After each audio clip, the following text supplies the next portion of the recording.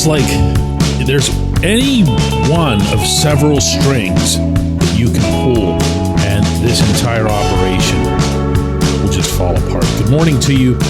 Good Friday morning from Miami. I'm Dejan Kovacevic of DK Pittsburgh Sports, and this is Daily Shot of Pirates. It comes your way bright and early every weekday. If you're into football and or hockey, I also offer daily shots of Steelers and Penguins in the same place that you found this. Marlins 5, Pirates 4. You saw it. You lived it. You cringed through probably every single pitch of the last 4 innings and change. And I shared this with you on yesterday's show, and I'm going to repeat it today. Not even the offense is a bigger worry for me than the bullpen, because I have no idea what to expect from the bullpen, whereas I feel pretty comfortable with what to expect from the offense, meaning I at least know what it's going to be. This is something else entirely. There was no point in this game, including when it was 4-1, when Paul Skeens was still out there matching Sandy Alcantara pitch for pitch, that you said, wow, yeah, this is really under control. First, because you didn't know what to think of the various lefties who were coming in. Probably didn't even know a lot of their names unless you were paying really close attention to spring training. And then because Colin Holderman came in, and the last time anybody saw Holderman in real games, it wasn't going all that well.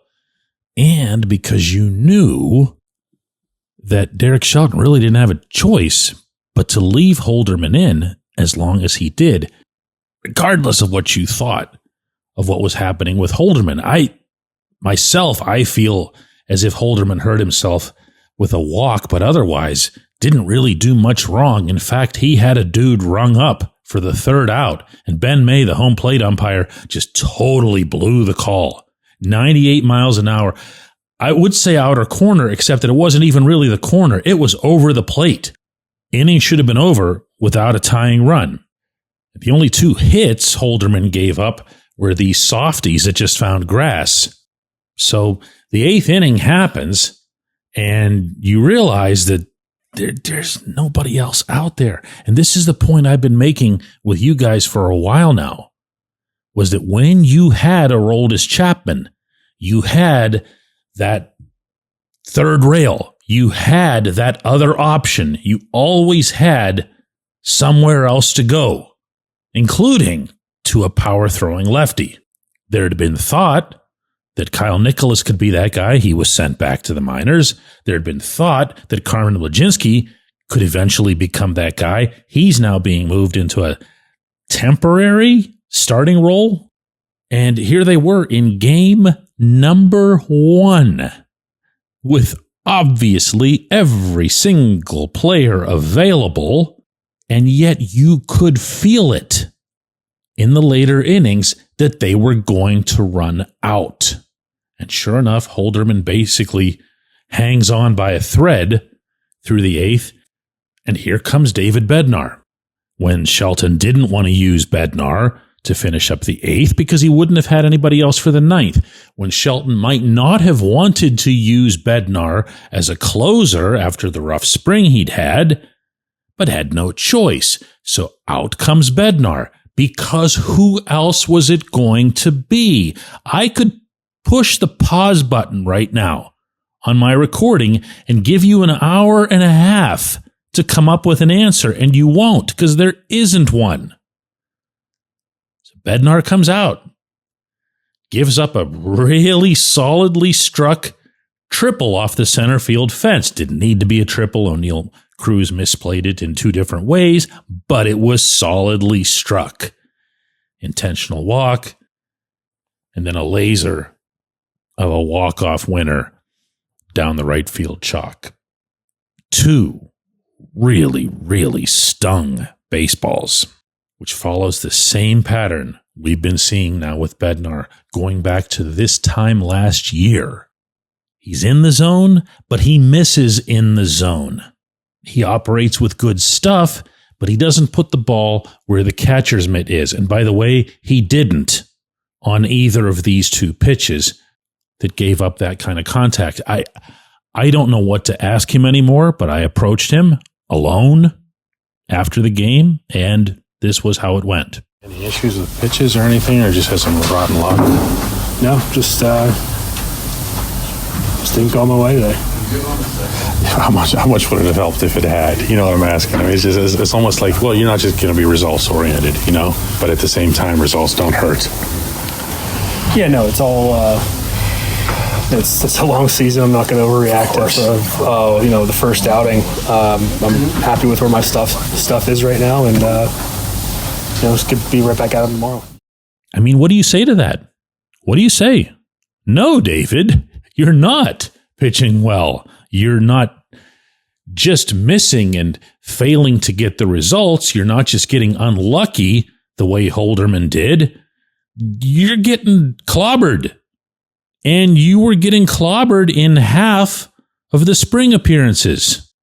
And that might even be more concerning than the performance itself, because if there isn't an acceptance, and whether it's just for my consumption, your consumption, or, he might be thinking something else completely inside, it's still a tough stance to hold. It's not necessarily a healthy one either. We're not imagining stuff when we watch him. Shelton's not imagining stuff when he says repeatedly that he doesn't know who his closer is. So you can have a game like this where a lot of stuff went right. Paul Skeens pitched well, matching Sandy Alcantara. Very impressive. Brian Reynolds with a big 2-run single up the middle. Nick Gonzalez with a 2-run homer while hobbling around the bases like Kirk Gibson. He's got a little bit of a bum ankle. It's not anything bad. If you can't close it out, either defensively or through pitching, doesn't matter. Doesn't matter. When we come back, J1Q. It's Gun Storage Check Week. Help prevent unwanted access to your firearms. No one wants their unsecured gun to be used in an accident, a suicide, or a crime. Use lockboxes, safes, and locks to secure your firearms. Learn more at gunstoragechek.org. That's gunstoragechek.org. Brought to you by NSSF, the Firearm Industry Trade Association.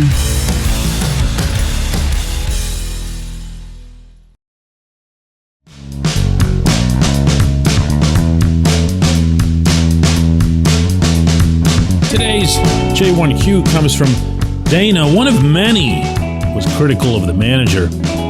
Says, DK, how do you throw someone on first base when he got 0 reps during spring training? Everybody's rightfully upset with David Bednar, but Colin Holderman's been bad for the better part of 2 years. When you have a manager who runs his team like the pros and not the little league, let me know. I am so done with Derek Shelton. And this is going to happen a lot to this guy specifically, because it's not about getting 2 up or 2 down about one game. It's not. This is about 5 years and change. And this is about an accumulation of decisions. Whether you agree with them or not, it's a body of work. It's a half-decade body of work. Now, at the risk of rubbing a decent percentage of the listenership here the wrong way, I didn't have a problem with how Shelton handled much of anything in this one, except for the one thing that you brought up, and that was throwing Endy Rodriguez out there at first base. I mean, that's just not fair. And of course, he gets a ground ball that was right at him. I asked Endy about that, by the way, afterward, and his response was, he said it was his feet.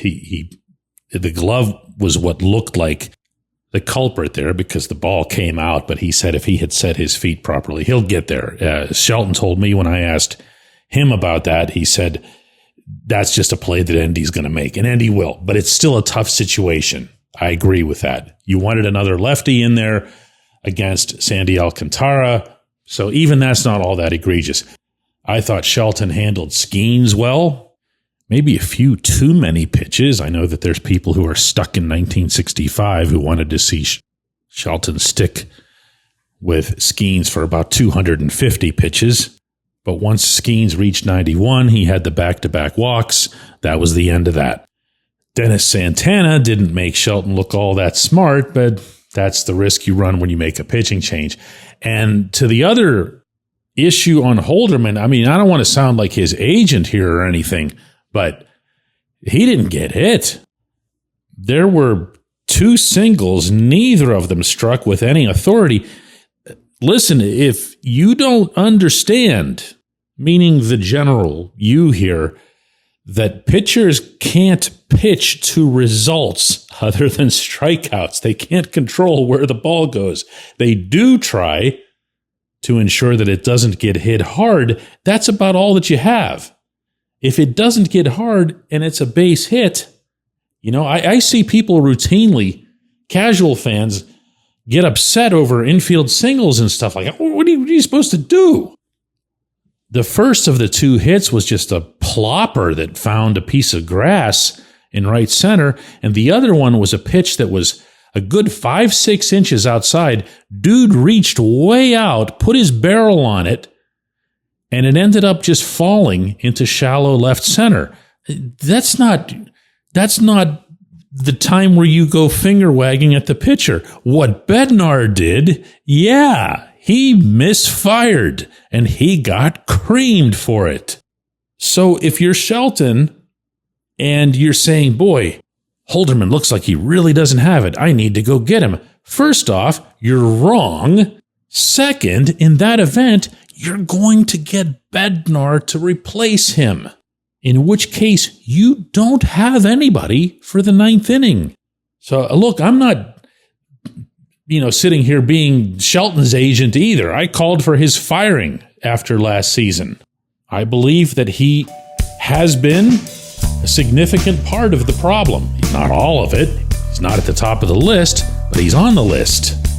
I'm just talking about this game and these decisions. I appreciate the question. I appreciate everybody listening to Daily Shot of Pirates.